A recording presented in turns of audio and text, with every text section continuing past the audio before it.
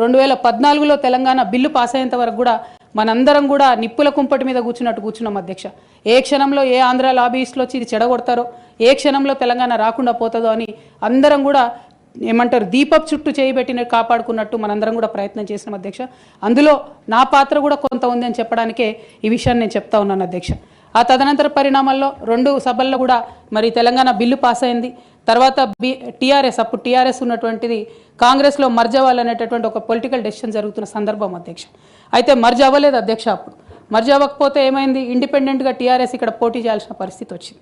వాస్తవానికి అధ్యక్ష, ఏ మహిళ అయినా కూడా ఒక కెరీర్ ఎంచుకునే ముందు, ఒక ఉద్యోగం చేసే ముందు తన కుటుంబం ఏంటి, కుటుంబ పరిస్థితి ఏంటి, రేపు పొద్దున్న నేను ఉద్యోగం చేస్తే నా పిల్లలకు సమయం ఇవ్వగలుగుతానా, కుటుంబ వ్యవహారాలకు సమయం ఇవ్వగలుగుతానా అని ఆలోచించుకుంటారు అధ్యక్ష. నేను కూడా ఉద్యమంలోకి వచ్చే ముందు 3 నుంచి 4 నెలలు చాలా సుదీర్ఘంగా ఆలోచించి నా జీవిత భాగస్వామితో చర్చించిన తర్వాతనే నేను ఉద్యమంలోకి రావడం జరిగింది అధ్యక్ష. అయితే ఈ విషయం ఇప్పుడు ఎందుకు చెప్పాల్సి వస్తుందంటే అధ్యక్ష, నేను ఎప్పుడైనా కూడా మన తెలంగాణ నుంచి ఒక ఇంటర్నేషనల్ స్థాయి ఎన్జిఓ నడపాలనుకున్నాను అధ్యక్ష. నేను పాలిటిక్స్లోకి వస్తానని అనుకోలేదు.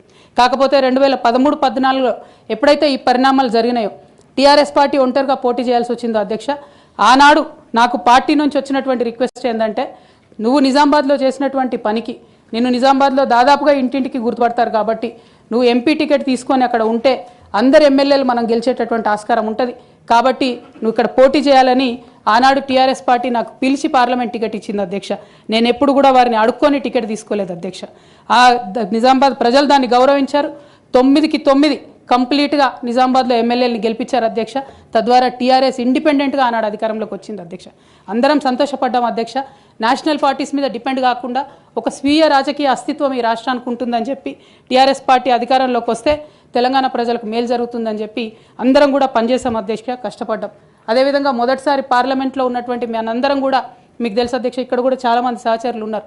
చాలా అంశాల మీద, విభజన అంశాల అన్నిటి మీద కూడా నిరంతరం పోరాటం చేసి అది హైకోర్టు సాధించుకోవడం కావచ్చు అధ్యక్ష, కాళేశ్వరం లాంటి పెద్ద ప్రాజెక్టులకు అనుమతులు సాధించుకోవడం కావచ్చు అధ్యక్ష, అనేక అంశాల మీద కొట్లాడి కూడా పనిచేసినాం అధ్యక్ష.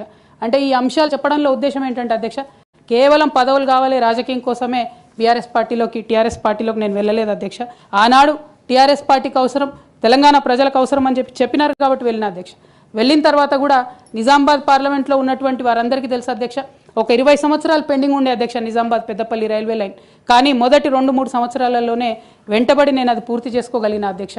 అంటే ఇట్లా ఒక్కొక్కటి ఏ రోల్ ఇస్తే ఆ రోల్లో పనిచేసుకుంటూ వెళ్ళినాం అధ్యక్ష. ఏ రోల్ ఇస్తే ఆ రోల్లో డెడికేటెడ్గా తెలంగాణ ప్రజలకు పనికొచ్చేటట్టుగా చేసినాం అధ్యక్ష.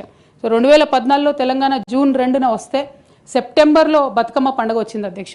నేను అంతకుముందు తెలంగాణ జాగృతి నుంచి దాదాపుగా 8-9 సంవత్సరాల నుంచి కంటిన్యూస్గా బతుకమ్మ పేరుతోని ప్రతి సంవత్సరం కార్యక్రమాలు చేసేదాన్ని అధ్యక్ష.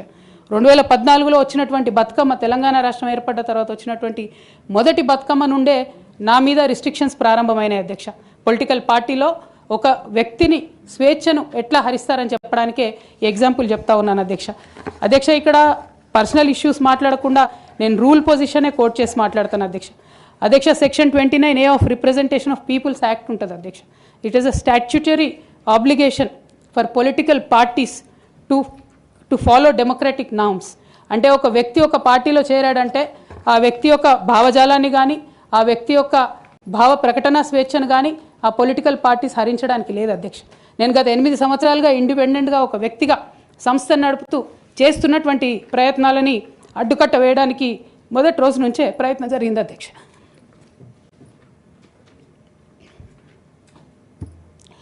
కానీ ఎక్కడ కూడా నేను తెలంగాణ బిడ్డలని, తెలంగాణ ప్రజల్ని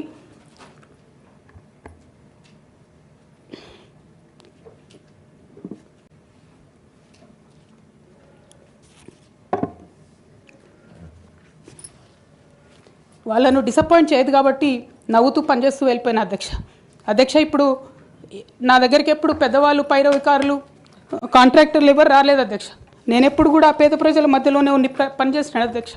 నా దగ్గరికి వచ్చినటువంటి బీడీ కార్మికులు కావచ్చు, బీడీ టేకేదారులు కావచ్చు, అంగన్వాడీ టీచర్లు కావచ్చు, ఆశా వర్కర్లు కావచ్చు, ఐకేపీ ఎంప్లాయీస్ కావచ్చు అధ్యక్ష, అదేవిధంగా జిహెచ్ఎంసీ కార్మికులు కావచ్చు అధ్యక్ష, టీచర్లు కావచ్చు అధ్యక్ష, నిరుద్యోగులు కావచ్చు, ఆడబిడ్డలు కావచ్చు, సింగరేణి ఉద్యోగులు కావచ్చు, కరెంట్ ఎంప్లాయీస్ కావచ్చు, ఎవరు వచ్చినా అధ్యక్ష నేను కాదనకుండా నాకెంత వీలైతే అంత పనిచేసి పెట్టేటటువంటి ప్రయత్నం చేసిన అధ్యక్ష. అయినా సరే అధ్యక్ష, పార్టీ మౌత్ పీసులుగా ఉండేటటువంటి పార్టీ పేపర్లు, పార్టీ ఛానళ్ళు ఏ ఒక్కరు కూడా ఎన్నడూ కూడా మద్దతు ఇవ్వలేదు అధ్యక్ష. అయినా సరే ధైర్యం వదులుకోకుండా మొక్కువని ప్రయత్నంగా నేను ప్రయత్నం చేస్తూనే వెళ్ళాను అధ్యక్ష. తెలంగాణ రాకముందు, బీఆర్ఎస్ ప్రభుత్వం ఏర్పడకముందు ఒక మాట అనుకున్నాం అధ్యక్ష. కేసీఆర్ గారే పదే పదే ఈ మాట చెప్పారు. ఉమ్మడి రాష్ట్రంలో మనకు కాంట్రాక్ట్ వ్యవస్థ వచ్చింది, మరి కాంట్రాక్ట్ ఎంప్లాయీస్తోని, అవుట్సోర్సింగ్ ఎంప్లాయీస్తోని దేశానికి నష్టం జరుగుతుంది, రాష్ట్రానికి నష్టం జరుగుతుంది, అందరికన్నా ఎక్కువ తెలంగాణ యువకులకు నష్టం జరుగుతుందని చెప్పారు అధ్యక్ష.